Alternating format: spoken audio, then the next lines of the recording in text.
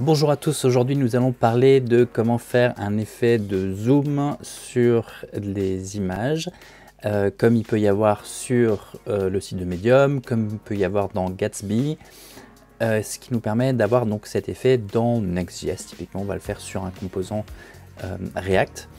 C'est une question que me posait Kraken qui disait j'avais une question à te poser, tu utilises quoi pour le pré-rendu en blur des photos sur le site ecotree-hm.com? J'avais cherché pour faire un effet style Gatsby avec Next, mais j'ai rien trouvé de convaincant. Voilà.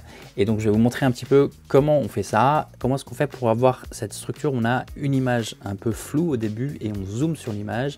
En fait, il y a un intérêt d'avoir cet effet-là. C'est pas juste pour faire joli, pour faire de l'animation, c'est aussi parce que ça nous permet d'avoir une structure de page qui est déjà posée avant que l'image finisse de charger. Un des éléments que mesure Google pour savoir si une page est de bonne qualité ou pas, c'est à quelle vitesse est-ce que la structure de la page se met en place au niveau visuel. Et le fait de pouvoir avoir ce système-là nous permet de charger une image initiale qui a la même taille, ou en tout cas les mêmes proportions, qui permet de faire en sorte que la structure de la page soit gardée, alors même que toutes les images ne sont pas chargées. Ça va donner un truc un peu comme ça. On a une première image qui est là, qui est floue, et hop, ça se défloute, et en fait, ça donne ce petit effet de zoom, et ça permet d'avoir un petit effet sympa sur la page. C'est pas très compliqué à mettre en place, je vais vous montrer comment on fait concrètement. Déjà, ce qu'on va faire, c'est que je vais vous expliquer un petit peu quels sont les principes, qu'est-ce qu'on fait concrètement en termes de principes, qu'est-ce qui est en train de se passer, et puis après, je vais vous montrer comment on peut coder ces choses-là pour les faire à l'écran concrètement avec des lignes de code un peu pas à pas. Donc, le principe, c'est que derrière, on a une image, l'image normale, qui est plus grande, mais qui du coup met un peu plus de temps à charger. Et par-dessus, on met une image qui est de plus basse qualité, d'une résolution plus basse, éventuellement qu'on peut mettre directement en ligne, qu'on peut inclure quelque part dans le texte du HTML. On aligne ces deux images, l'une au-dessus de l'autre, et on fait la deuxième image, l'image qui est de basse qualité, le LQIP, Low Quality Image Placeholder. On le place par-dessus de l'image principale, on la zoome un petit peu, on fait un scale de 1.1 par exemple, quelque chose comme ça pour que le scale soit un peu plus grand. Après on découpe les bords et on rajoute un filtre de blur. Et ensuite quand l'image se charge, on transitionne l'opacité, la transparence de l'image qui est par-dessus à 0 pour faire apparaître l'image complète derrière. Donc on a l'impression que c'est comme un objectif qui fait la mise au point pour que l'image apparaisse. En plusieurs étapes, comment est-ce qu'on fait pour créer cet effet? La première chose à faire, c'est de créer l'image de basse qualité à partir des images sources. Moi, dans ce cas-là, je suis en train de faire le cas sur des images pour mon blog, dans le système de Next.js. J'ai créé un fichier qui s'appelle Manage Image, je ne sais plus exactement comment je l'ai appelé, c'est pas très grave, mais c'est dans un dossier, un sous-dossier que j'ai appelé script. C'est un fichier en JavaScript ou en TS. Ce fichier, ce script, il a plusieurs composants, je vais vous montrer un petit peu ce qui se passe. D'abord, on commence par importer Glob et Sharp.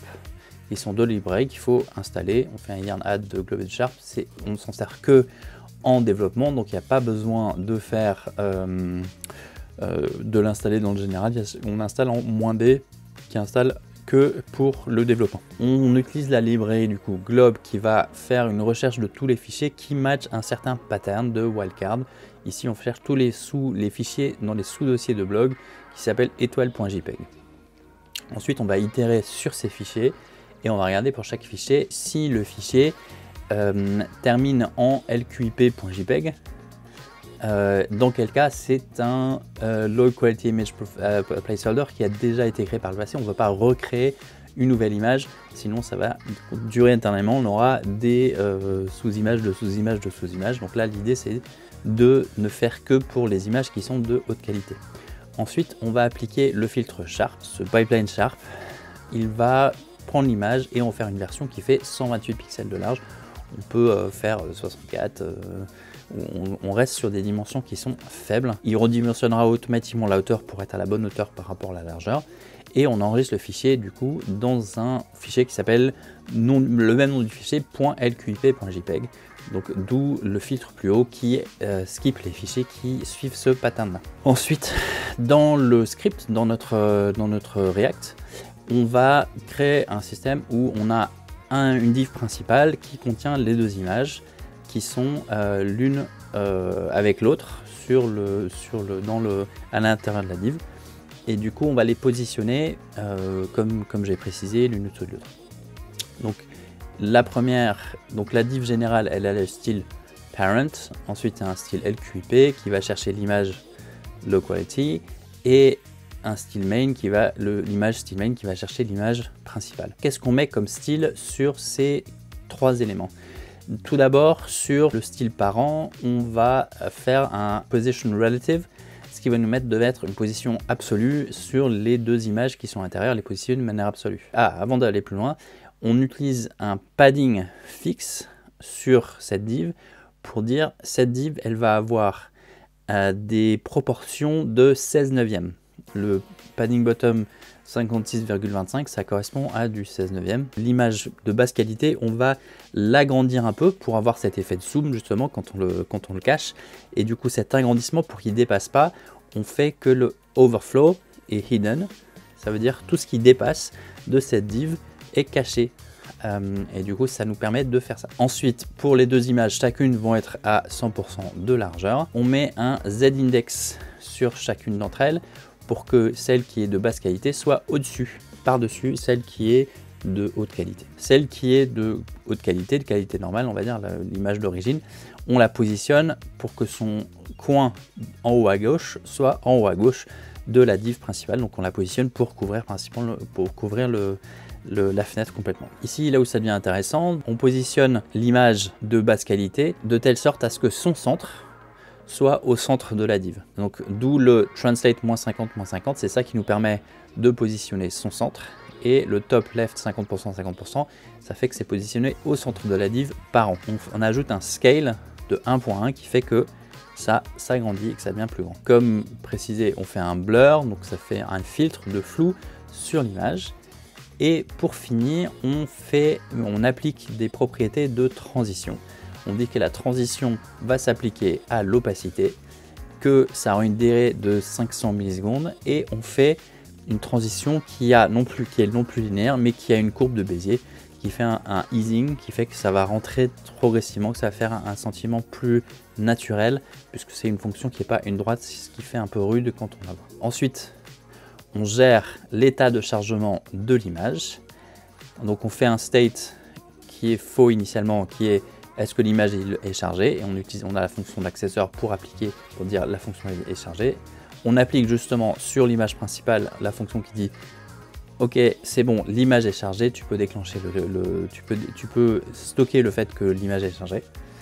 Et pour finir, on change l'opacité de l'image de basse qualité en fonction de si l'image est chargée ou pas. Et rappelez-vous, on a mis dans le style le fait que la transition sur l'opacité va durer 500 millisecondes et avoir une courbe. Du coup, en fait, quand on fait cette transition-là, la transition va fluidement transitionner entre 1 et 0. Donc, l'image va progressivement disparaître pour faire apparaître l'image principale qui est derrière. Ensuite, on va tester tout ça. Et ça marche pas. Pourquoi est-ce que ça marche pas? Ça marche pas parce que justement on est en train de développer l'image qu'on va chercher dans le réseau. Maintenant elle est en cache, du coup ça ne peut pas charger puisque c'est déjà chargé. Donc il faut qu'on retarde le chargement. Ce qu'on va faire, c'est pour retarder ce chargement, c'est qu'on ne va pas tout de suite dire à l'image principale quelle est l'image qu'elle doit charger, et lui dire progressivement après coup. Pour faire ça, on va d'une part avoir un état qui correspond à où est l'adresse de l'image principale. Cet état-là, initialement, il va être non défini. Ensuite, cet état non défini, on va l'appliquer à l'image. On va dire, tu ne sais pas encore l'image principale où tu dois aller chercher l'image qui te concerne. Pour finir, on utilise un useEffect sur le paramètre qui donne le chemin de l'image en disant, une fois qu'on s'instancie que le composant est bien chargé, on va changer cet état de chemin de l'image pour dire, voici quel est le lien, et à ce moment-là, du coup seulement, l'image va commencer à charger, et du coup, la fonction qui se déclenche pour dire que l'image est bien chargée intervient après, et du coup, on peut voir ce que ça donne. Du coup, on va essayer ce que ça donne. Voilà, ça marche bien, c'est super. Voilà, j'espère que cette vidéo vous aura été utile. Si c'est le cas, n'hésitez pas à liker la vidéo, voire même à vous abonner. Et je vous vois dans une prochaine vidéo. Ciao, ciao.